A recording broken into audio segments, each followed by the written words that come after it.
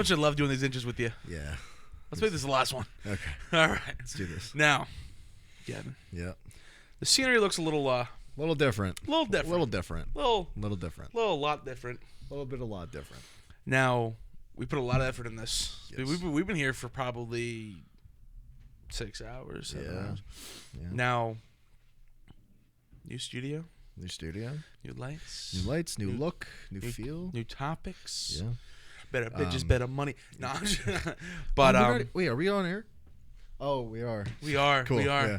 So what does that mean? That means we're probably live. Yeah, baby. Now, we have a very interesting topic today.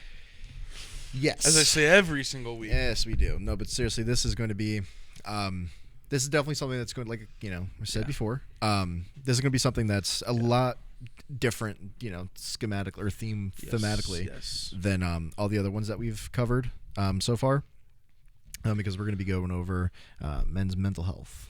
Men's mental health. Now, this is a big one. Yeah.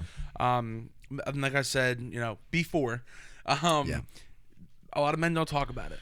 Yeah. People try to spread awareness to it. You have a men's mental health awareness. They have all this stuff, but it's so funny because it gets outshadowed by good awarenesses. But men don't talk about their stuff.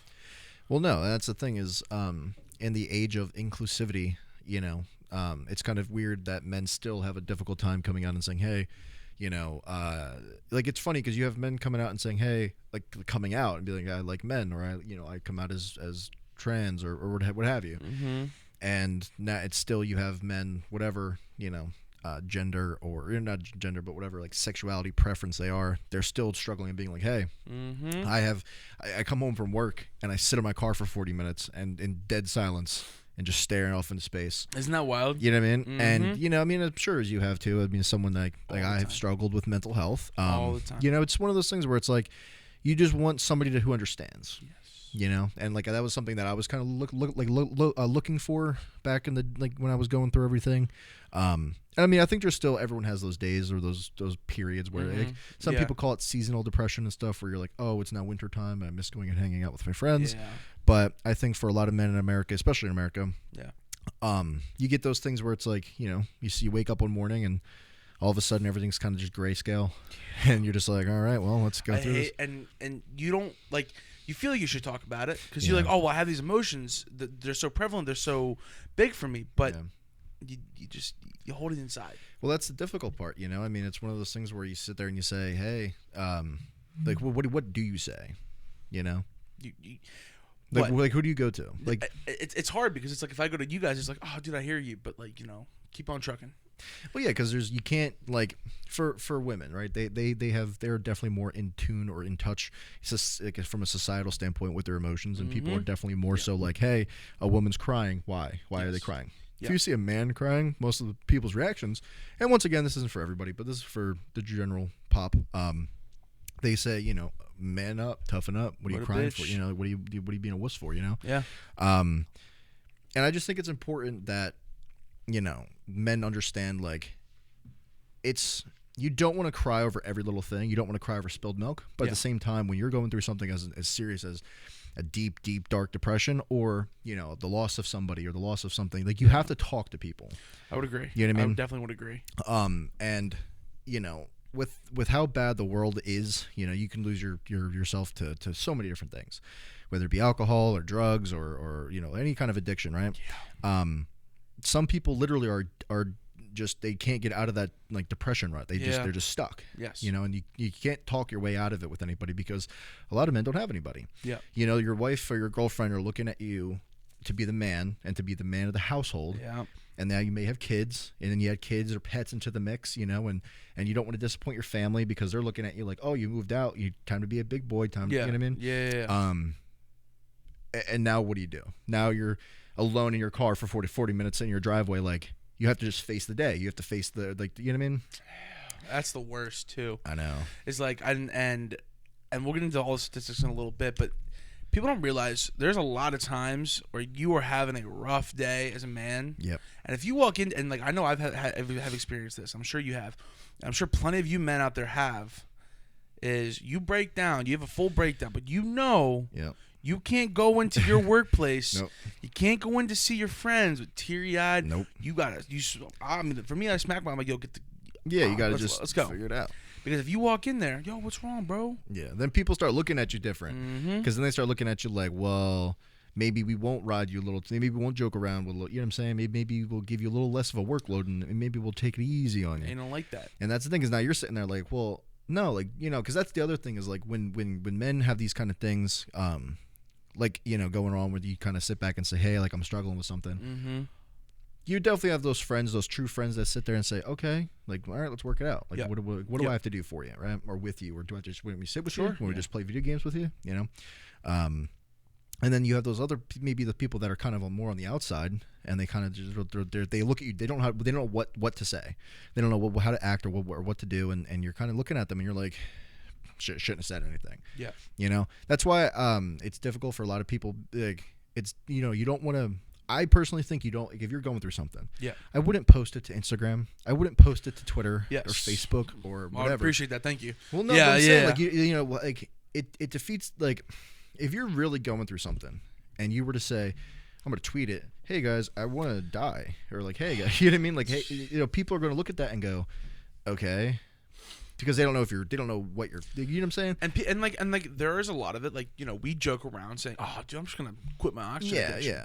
Like, there's joking, yeah. but sometimes it's like, you know. Well, sometimes, I mean, it's okay. So, you know, I'm sure you could probably relate to this, and a lot of men out there can definitely relate to this. You know, I struggled mostly with one of those things where I knew that my friends were my friends, and they looked at me to be kind of one of the pillars of the friend group. Sure, yeah. Not saying I was the most important, not saying anything along those lines, but it was just one of those things where it's like, if I was part of our. Oh, hey.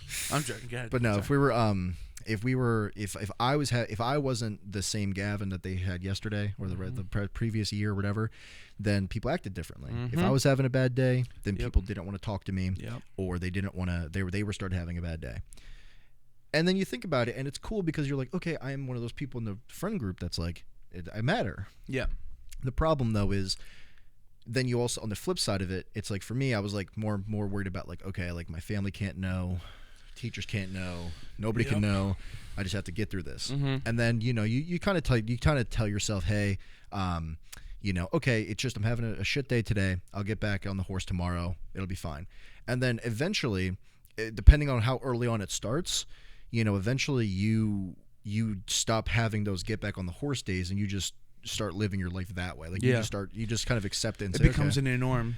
Yeah, like, you know, and it's one of those things where I know I had it all. Like, I had a great group of friends, you know, I had a girlfriend, my family was awesome. And every day it was just one of those things where, like, you know, you mask until you get to your room, and then you just kind of stare off into space for a while, and then it starts, things start piling up, you know, like your room starts becoming more messy, or your car starts becoming more messy. The way you stop shaving every other day, you stop getting haircuts every other week. And it's like little things that, like, if anybody out there sees your significant other, friends, family, whatever, start doing that, then you might want to kind of pay a little bit more attention, right? If you're dating somebody, or you're married to somebody, or you're, you know, somebody in your family is well groomed all the time, on time all the time, very neat, you know, or at least neat enough, and all of a sudden they start becoming sloppy, not staying well groomed, so on and so forth. That's an indicator that, hey, maybe I have to pay a little bit more attention. And the worst possible thing that I think you'd be able, like, you would do is be like, how do you feel right now? You know what I mean? My gosh! Put your chest cavity through your back. Yeah, you just really want to. You know, for me, like, what helped me was when people would kind of sit there and they knew I was going through something. And it was always, hey man, let's go get some food. Let's go get a drink. Hey, I heard margaritas is going on today. Let's go play some catch a movie. Yeah, let's go play some movie. And for me, you know, it was always nice to be able to say, like, you know, I could be going through something and I'm worried because I don't have a lot of money, and, you know, I've whatever coming up and my job sucks or whatever, and then I'm kind of going through it all, and then my friends come up and they're like, hey man, let's go and get a drink. Let's go get a burger. Let's go and go to the movies. And I mean, if you have a great group of friends, the more you hang out with them, you know. Thanks, man. Yeah. You think we're a great group of friends? Yeah.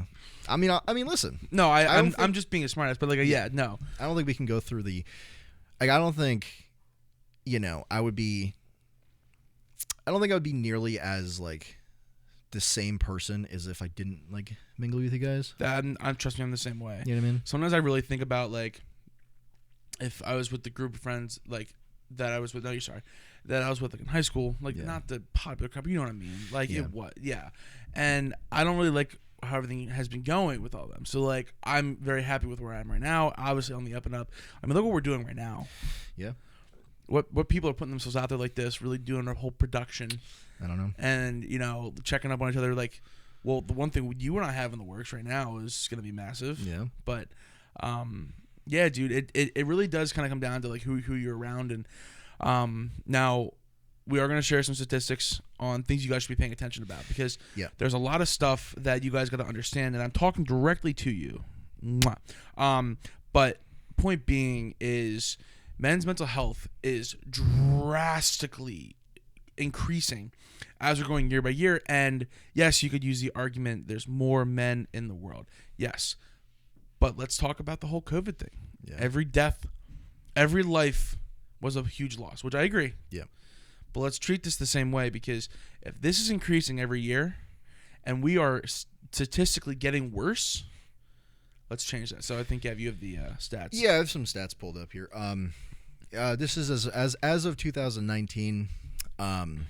It's the statistic that I pulled up was one male dies by suicide every 14.4 minutes in the United States. So there are exactly 3.9 male deaths by suicide for each female death by suicide. So that's almost quadruple the amount. But it's and that's what I mean. It's one of those things where I think, if you have somebody that's in your life that's like the jokester, or somebody that's never, that you can't really remember the last time they had a bad day. And they joke like some dark humor, or that like they have some stuff going on, and still they're being the jokester, they're being funny, they're being whatever. I just reach out in whatever way, I'd kind of just sit back and say like, all right, and maybe pay a little bit more attention to what's going on. Because that's a ridiculous stat. 14 and a half minutes. You know what I'm saying? Like, it's literally by the time this podcast is done and 30 minutes, that's two people. Mm-hmm. 2 men lost. 2 men lost. And it's so sad, because everyone always talks about, hey, just talk to me, bro. Just say something. But we might mean that. Like, I genuinely would mean, like, yo, come to me. Mm-hmm. But I also know that you're going to say the same thing to me and mean that, and I'm not going to say a word. Yeah. And then you look at some other stats here. As of 2015, the rate of male suicide was 21. And now it's at 22.8. Holy shit. So it's one of those things where, or as of 2018, it's as of 22.8. And so you could keep pulling up the stats. And it's just one of those things where it's, like I said, a lot of times people aren't going to reach out. Like, if I'm having a bad day, my first thought isn't, let me text Matt, let me text, my dad, or what I mean? It's kind of just like, okay, I'm going to kind of just vibe out and, do what I can, and that's why I talk to them. Yeah. Yeah. And that's kind of like the thing is, like, for me, when I was going through everything, it was more so like I did like creature comforts, like if I wanted to read a book series, or if I wanted to play video games a lot, or eat a lot, you know what I mean? That's how I put on a lot of weight, to be completely transparent. After I got the rehabilitating, like, reconstructive surgery on my leg after I graduated high school, right? So I'm 18 years old, just turned 18, just graduated high school, and then the next year my life was different, like overnight. So pretty early on, I slipped into a pretty solid depression. I was on medication that altered the way I thought, altered the way I felt. I don't remember a lot of things that happened because it literally, everything just looked the same. Every day looked like it was raining. It was middle of summer. It looked like it was pouring rain every day to me. Days looping together. I'd wake up, I think it's 6 a.m. at 6 p.m. It was just a weird cycle. Like, friends were coming over and trying to get me, like, talk to me and stuff. And I'm just kind of staring off into space. Like, I'm just not here. Yeah. And then afterwards it was like, and that was also summer 2K16. So on top of all that, of me going through this super in-depth, painful experience, that was also like the quote unquote best summer to be out and about doing things. So now you have all my friends are out living their best life, going to parties and going to doing all these crazy things and traveling, and here I am in bed watching TV, and I physically can't do anything, you know. And shout out to the ones that, you know, were there and still trying to keep me involved as much as possible, you know. But it was just one of those things where it was like it was what it was. Yeah. There wasn't a. 2016 wasn't even that cool. I had a 6 in it, Doug. Come on. Yeah, no. Yeah, like 2 more. It's devil's numbers, bro. It's not even that nice. You know? No, it's fine. But no, that was the thing where it was like that's what I struggled with. So coming out of that was it took me a long time to really shed that, you know, that like that depression, because it, you know, everybody was, oh, do you remember this? We did this and this, and then here I am like, and I see it all. Every Instagram post, every tweet, every Facebook post, every Vine at the time, you know what I mean? Like all of it, everything. I see it all. And it's like, all right, you know, and thankfully I had a strong enough friend group and strong enough mental state that I was able to bounce back. But it did take a long time though. Yeah. Like it was hard. I didn't know, like, you know. Yeah, it's just it's wild because at the time I'm sure you weren't like, yo, I'm just gonna not like Eric. Yeah, it's not a real person, but yo, Eric, I'm feeling really down today. Can we talk about our feelings? No, it was never any of that. And honestly, maybe people could have benefited from just having that conversation. Yeah, you know, but I would have benefited from that conversation if, like, I would have benefited from that conversation if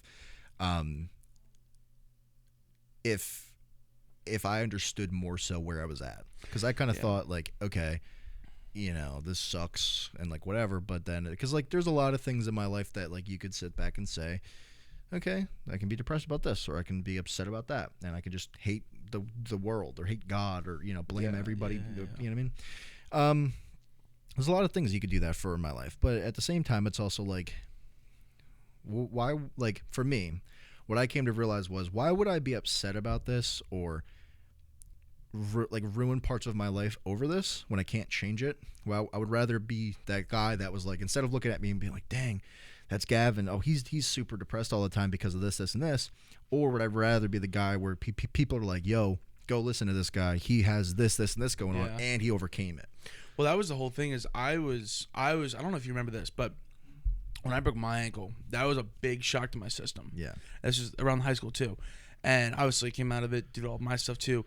But it was such a huge shock to my system to go from always being mobile, sports all the time, being able to do everything, seeing all my friends, doing everything. And I can relate to this, to being literal bedridden and can't shower myself. Mm-hmm. Like, not, you don't know how to scrub me, but like, I need help putting the bag on my leg and all this kind of stuff. And I'm like, dude, this fucking blows. And there was one time, I'm going to name names, but they're fake names. You know what? Bleach in 6 rounds. Okay. There you go. Bleach in 6 rounds. There you go. They pull up, right? Yeah. I'm just gonna be candid with this. I'll put this out there. It's fine. You guys can have a personal story. I asked a certain someone for perks, an exorbitant amount of perks. I was so committed to what I was going to do. Very committed. This was the second time, but regardless, this time was serious because the person that I asked knew my girlfriend at the time. Now, me not using any kind of drugs, still don't use any drugs, right? And I asked for that. Threw alarm bells in his head. Yeah, I mean, rightfully so. Yeah. So he goes, "Hey, so and so. Yeah. Matt asked for this." Yeah. Bro, within like 20 minutes, Doug. They were just like, they were like, "Yo, are you okay? Like, dude, you're being kind of an asshole to be like, what? You're not leaving, like shit like this." And I'm like, dude, like, I'm not cool.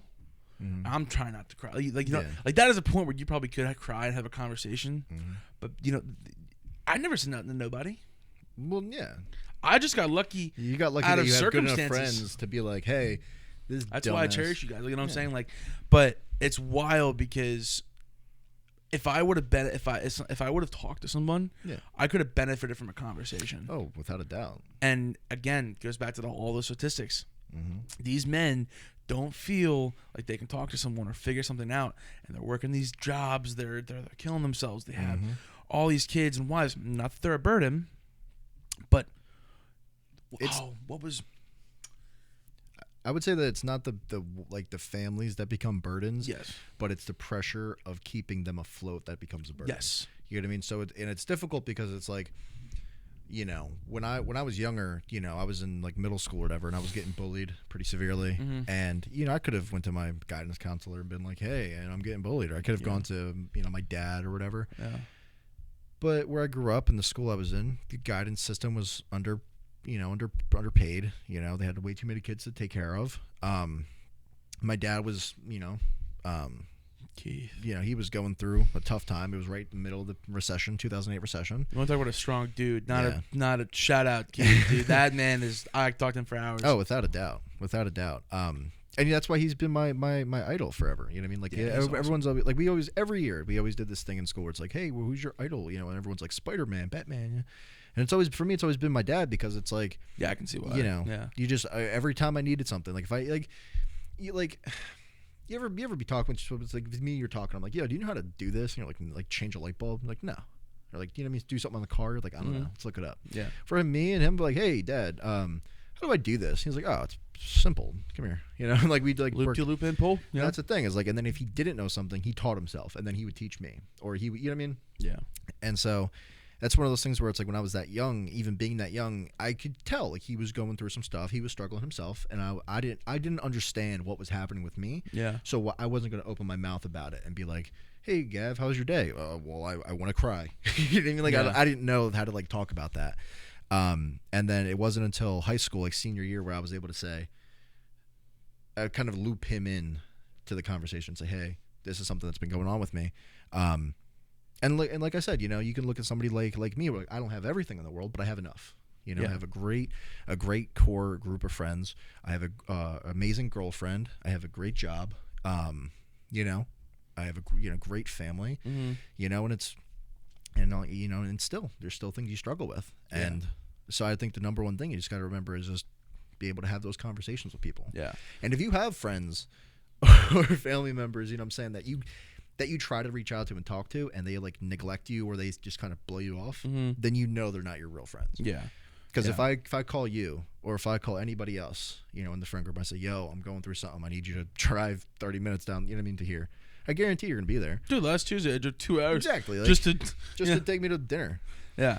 No, and that's cool. And I tell this to everyone who is going through something. I do think they always say exercise is the biggest thing. And a lot of people like you, or especially Kev, I'll not to put him on blast, but a lot of these guys, you know, you get into the gym, you start doing some stuff, you start moving weight around, Yep. and you start noticing, you know, oh, I can do this. I can see. There was a quote, I don't know who said it. It is a shame to see a man not view his full strength, or shame to see a man die and not see the strength he could uphold or have. Yeah. I forget the whole full quote. Don't quote me on that. Quote. But yeah, I would say do something like that. You know, lean on your friends. You might not have to tell them what's going on. Yeah. But yo, guys, I had a rough day. Yeah. You don't gotta say nothing else. Let's go out. Let's go club. Let's go to a strip club. I don't know, but I think it's good for you guys to find something to do. And you know, one of the things that helped me a lot, especially right now, I have a lot going on. Not like, you know, emotionally, but like I'm just saying, like, just stuff to do. Like sometimes I'll just open my phone up and I will just write down all the stuff I have to get done tomorrow. Yeah.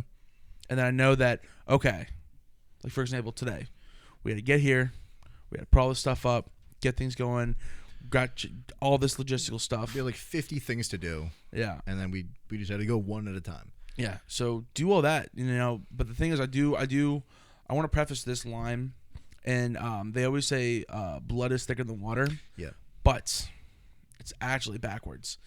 In the scripture, it's actually the blood of thy womb, or no, it's the blood of thy covenant is stronger than the water of thy womb. So what that actually means is Jesus turned water into wine, whether you guys believe in this or not.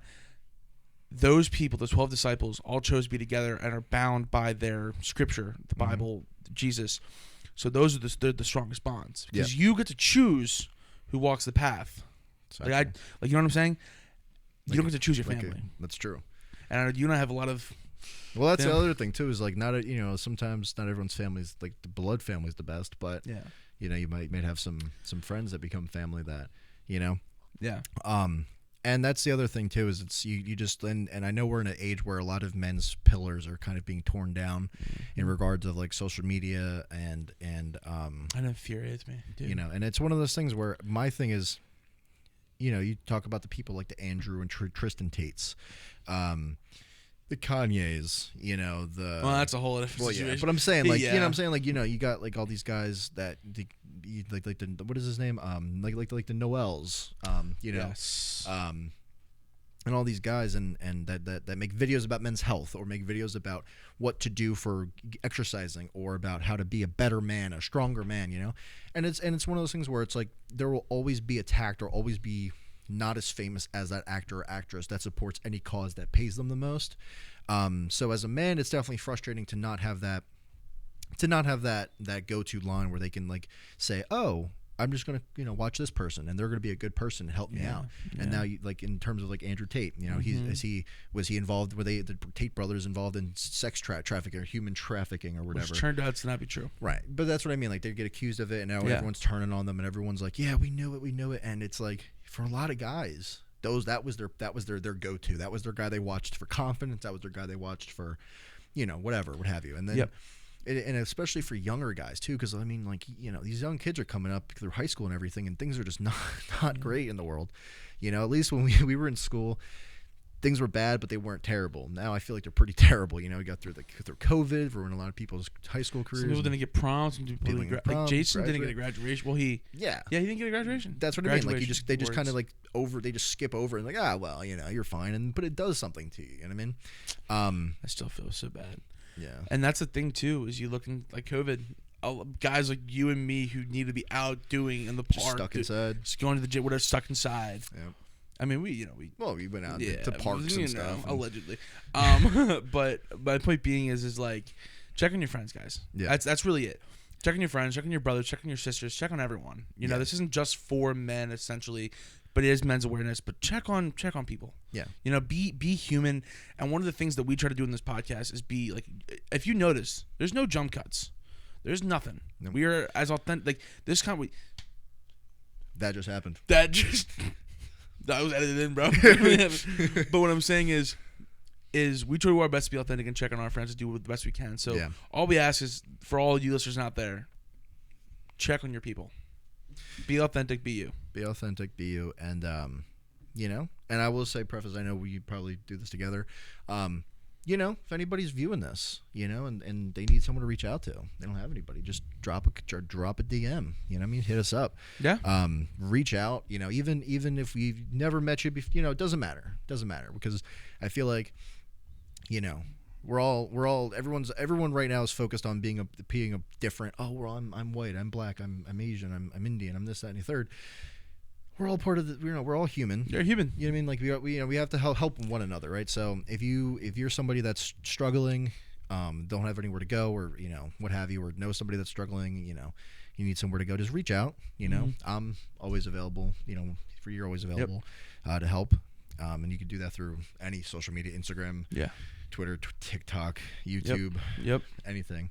And we can even, you know, like put the email in there if we want to. In the our email is in our link tree if you guys go to our stuff. Yeah. But if you can't reach us, if you can't reach a friend, and you're in a rut, there is the suicide hotline. I don't know if you pull it up, but that'll be in the description too. Yeah, that'll be in the description. Make sure I have heard a lot, and I mean, guys, a lot of success stories with them. Just reach out. Yeah, they're not gonna give you crap. They're not gonna give you scuff. They're gonna listen to you. They're gonna work with you, and they're gonna figure it out. Because if you have no one at that moment, that can be the difference between you make. Because you know what it is, people out there care. Just gotta get through that stage. Yep. So if it's not us, and your friends are not around, suicide hotline. Make it somebody. You know? Make it somebody. And on that note, I think that's a good place to. I think they got the point across. We got the point across. Guys, welcome to the new studio. Yeah, it's going to be Stuttering in Silence. It's going to be interesting 2023. Great 2023. Great 2023. On to bigger and better things. Always bigger and better things, my friend. Let's do this. No. Okay.